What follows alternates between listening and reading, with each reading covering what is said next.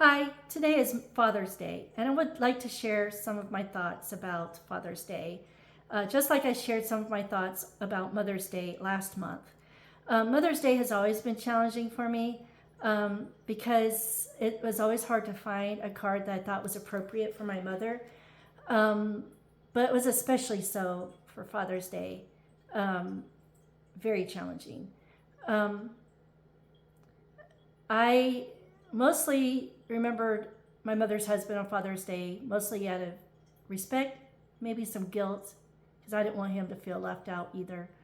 Um, Take you back to the beginning, my mother married her husband when I was only 4 months old.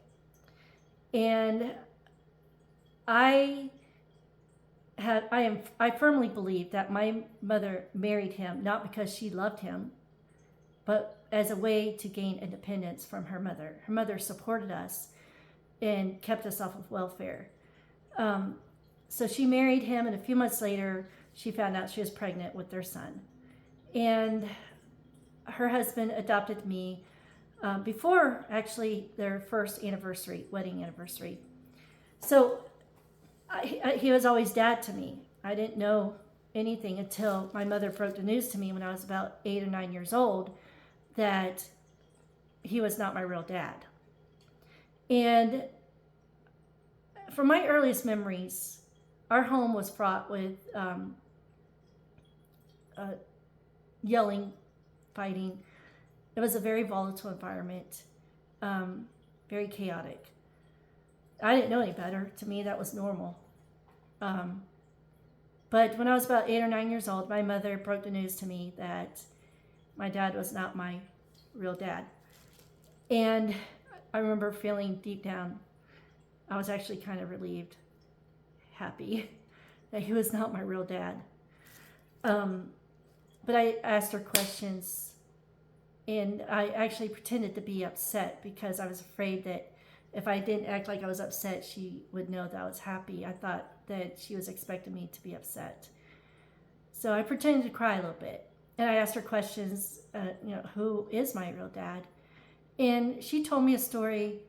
But over the years, when I've asked her about my real dad, she would tell me different stories, including giving me a name, which ended up, that totally was not my biological father's name. Um, but I started feeling this sense of loss, a curiosity. Do I have another grandmother, another grandfather? Who are they? Who is my biological father? And do I have a sister that I've always dreamed about? So over time, when I would ask my mother questions, she would sometimes become defensive and say, why do you have to know? Why do you keep asking? Why can't you just drop it? Well, she told me the truth when I was younger, and I want answers. So um, I always dreamed about who my real father was. Would he be loving? Would he love me? Would he do things with me? Um, would he give me nice gifts? I mean, everything that a girl would dream of in a dad, a real dad. Um, but growing up, um, I grew up in extreme fear of my mother's husband. And I often wondered, like, especially during my junior high years, am I going to survive to even graduate high school? I'll do another video another time going more in depth about the stuff I went through. But he was definitely not a dad. He never came to my band concerts. He went to a couple of my soccer games that I remember, mostly usually if their son had a game on the same day. In fact, speaking of soccer, on one of the opposing teams that their son played with, there was a girl. I'll never forget her name. It was Velvet. And my mother's husband really noticed her. And he would point her out to me. Oh, she's a good player. She's cute. All this stuff. And I remember even back then thinking, he likes her better than he likes me. I mean, he really paid a lot of attention to her. Like, she's cute. He never, ever told me that I was pretty or attractive. If anything, he made me feel quite the opposite. My mother never told me I was pretty either. In fact, she did things to make me as unattractive as possible. And that's another story for another day. But anyway,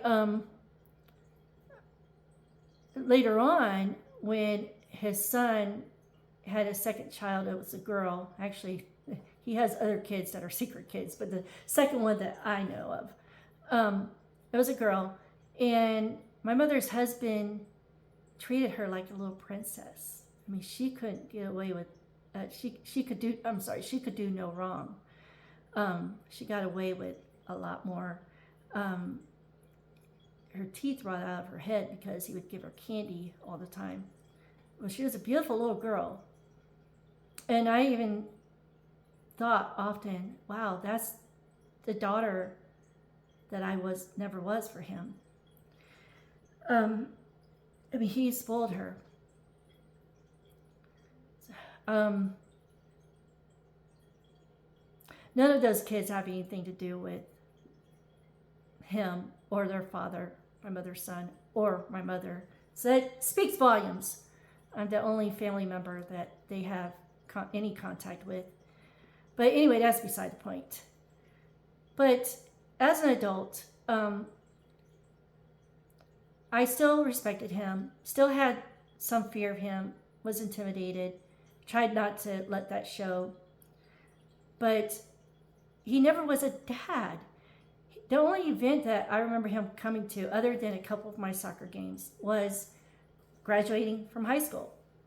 And that was uneventful. My grandmother was there, and we went to my high school graduation. We went to Dairy Queen afterward to celebrate. And Dairy Queen, we never even went to Dairy Queen as a family, so that was quite a celebration. And then we went home, and that was it. And then soon after that, we moved back to Florida, where we're originally from. But as much as I wanted to move out right away, there was no way I could. I had no money, didn't have a job, wasn't even allowed to have a job in high school. But I got a job and started saving money to buy a car, so I didn't have to depend on rides to work. And finally, got enough money to put a down payment on a car, and I had to go shopping by myself. Nobody went with me. And of course, I was taken advantage of as a 18, 19-year-old, and bought a lemon. And then I one time I actually ran into a deer. Actually, a deer ran in front of me, and I couldn't avoid it. And it was a huge buck. And I'll never forget his response to that when I came home after that. I was on my way to work, and when this happened, I don't know if he was more angry with me that I didn't get the deer meat for him, or that I wrecked my car, or that I was upset. I don't know. But he was not a dad who comforted his daughter, who reassured his daughter. He was not that at all. In fact, when I finally made enough money to move out, I moved in with two girls we got a 3-bedroom apartment, and I knew I could barely make it on my own with what little money I was making, but I had to do it. I just had to take a leap of faith and get out of there once and for all. And when I moved out, when it came time to move into this apartment, I had my small car, and I didn't know how I was going to move my bedroom furniture. That's all I owned, really, other than my clothes, a few clothes I had, and my, toiletries and stuff like that. So the small stuff I knew I'd be able to move on my own, but I could not afford to hire somebody to help me move my bedroom furniture. So I figured I'll probably end up having to sleep on the floor or get a cot and sleep on that. Whatever I had to do, I was going to make it work. But one day I was at a friend's house. I used to help with her girls when she worked, and her husband came home. She must have told her husband what was going on, that I was getting ready to move. Because he came home, he said, "Come on, Sam, I'm gonna help you move your stuff." And so he followed me out to my mother and her husband's home.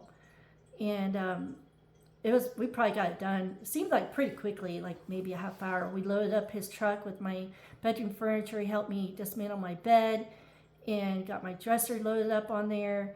And during all of this though, my mother's husband, my dad, sat on the sofa the entire time watching TV, didn't even offer to help.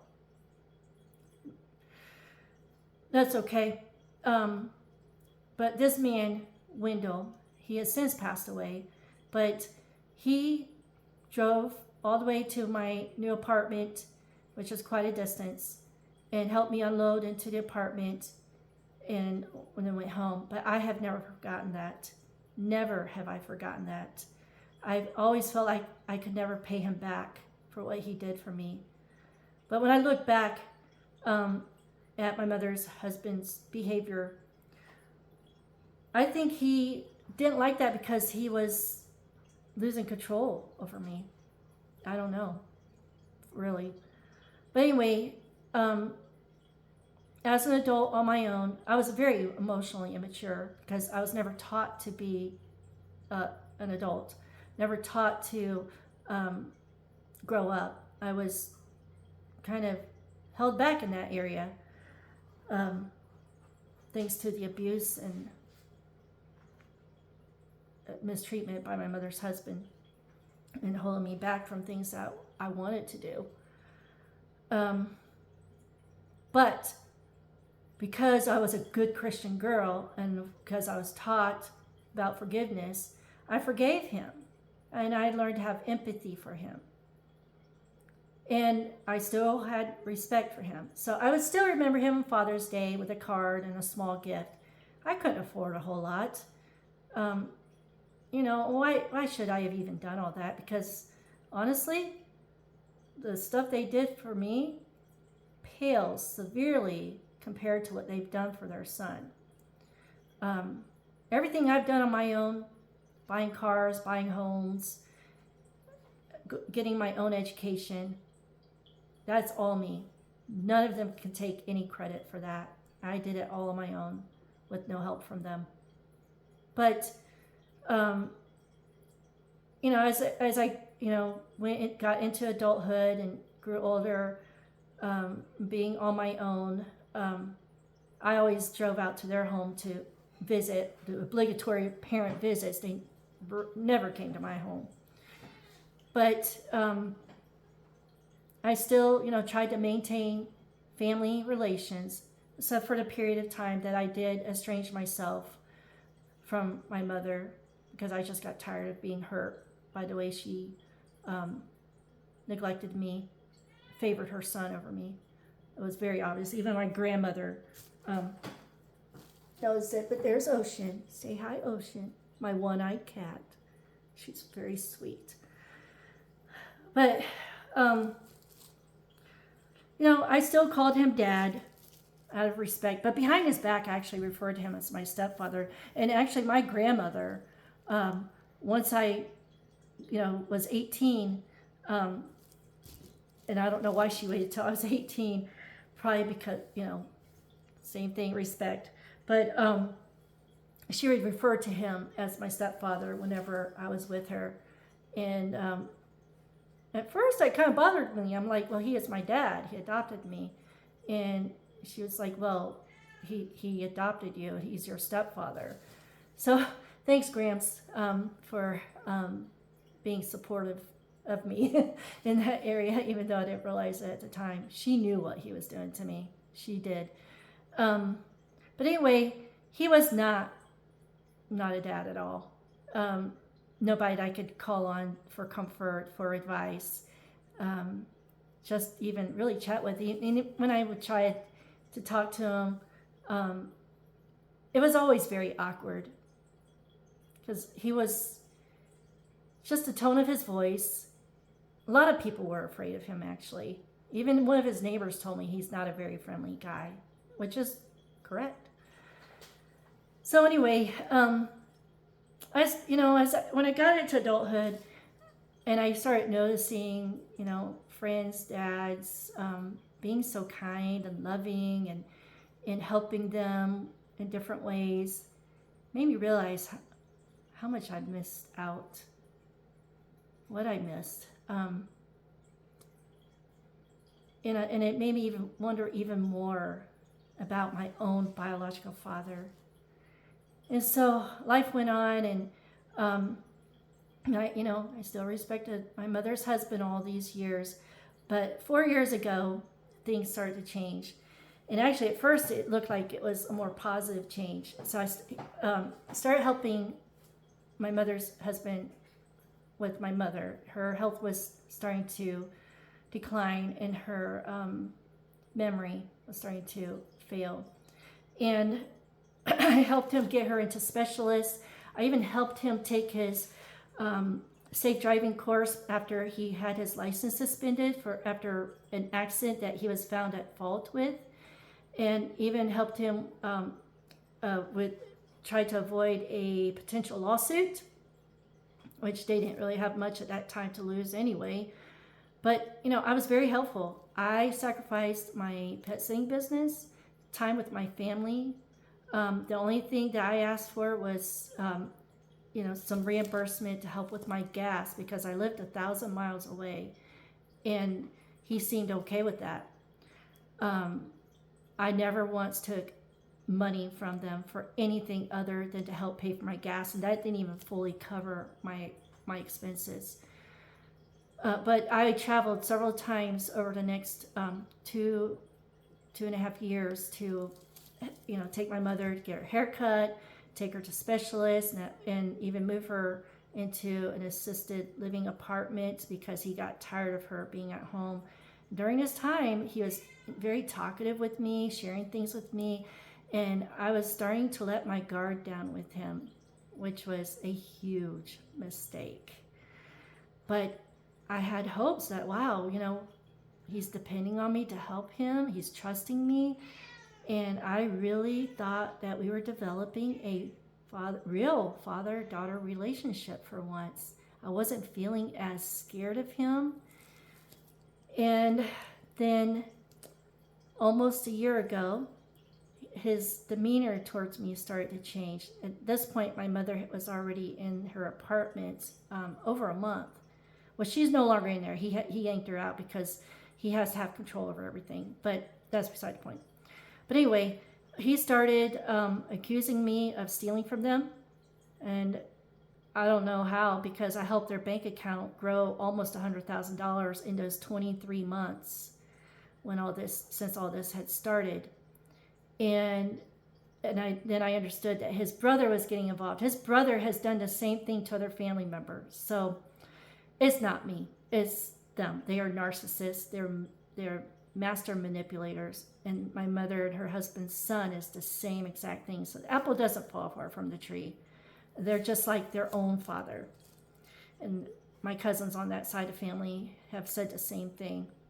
But anyway, he started calling me a liar, accusing me of other things, and he forced me to listen to his brother call me a liar. And they still have not told me what I'm lying about. I don't know what I'm lying about. I'm an honest person. I don't steal from people. If anything, I have sacrificed much of my life to help other people. So this September will be 2 years ago that things ended. I stood up to him for the first time in my life, to his face. And I knew I was taking a risk there. And it definitely had negative consequences. But this is something I should have done a long time ago. Long time ago. But standing up to him, to his face for first time in my life, he will no longer allow me to have any contact with my mother. He is definitely not a dad. Never has been. I found out who my biological father was nearly 4 years ago, and I got to meet him a few months later, Christmas 2022. And he was not the ideal father. I mean, he was very receptive to find out that he has a daughter. He died last year on my birthday, so we only knew each other for a very short time, but at least I got that closure of knowing that part of my life, and I got to meet my aunt and another uncle and some cousins. So my family has grown a little bit, but and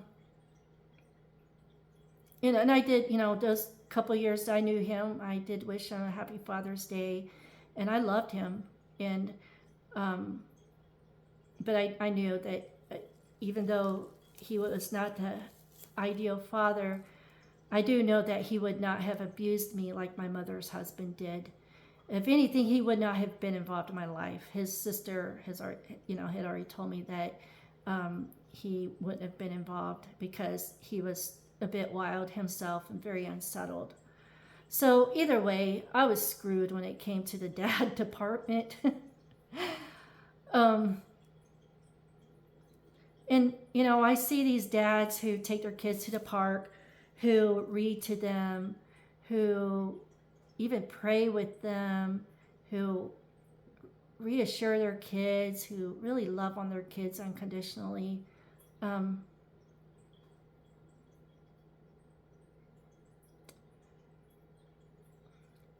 It's something I've always dreamed about. And at my age now, it'll never happen. But I'm thankful that my kids have a father who has not abused them. I mean, we all have our faults. He's not the perfect father, but he's been a good provider for our kids. He's taught our son how to change the oil in the car, work on different areas of the car, tires. He's taken our son fishing and camping. We've been able to provide for our children, give them a hand up to start their lives towards adulthood. Everything that I didn't have. So I am really grateful for that part. And hopefully my kids will be blessed enough to have supportive spouses in the future. And my son will become a wonderful dad. And my daughter will hopefully marry an amazing man who will be just as an amazing father himself. So hopefully, that cycle has been broken. But yes, those are my thoughts on Father's Day. One of my least liked holidays. But for those dads who have stepped up, and even the father figures who are not biologically linked to the children they are raising, those who spend time with their kids, who read to them, take them to parks, who support them in so many ways, who love them, reassure them, who give them a hand up to help them, to give them a boost toward adulthood. I applaud you. And if you're going to adopt a child, please do it really out of genuine love. Don't do it out of convenience. Don't do it because you feel like you have to do it so the child will have the same last name, or because there's going to be shame involved with marrying a single parent, whatever.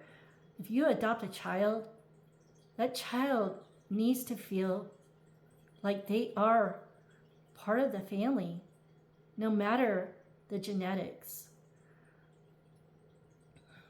So anyway, those are my thoughts on Father's Day. Happy Father's Day to those dads, those real dads who do love their children unconditionally.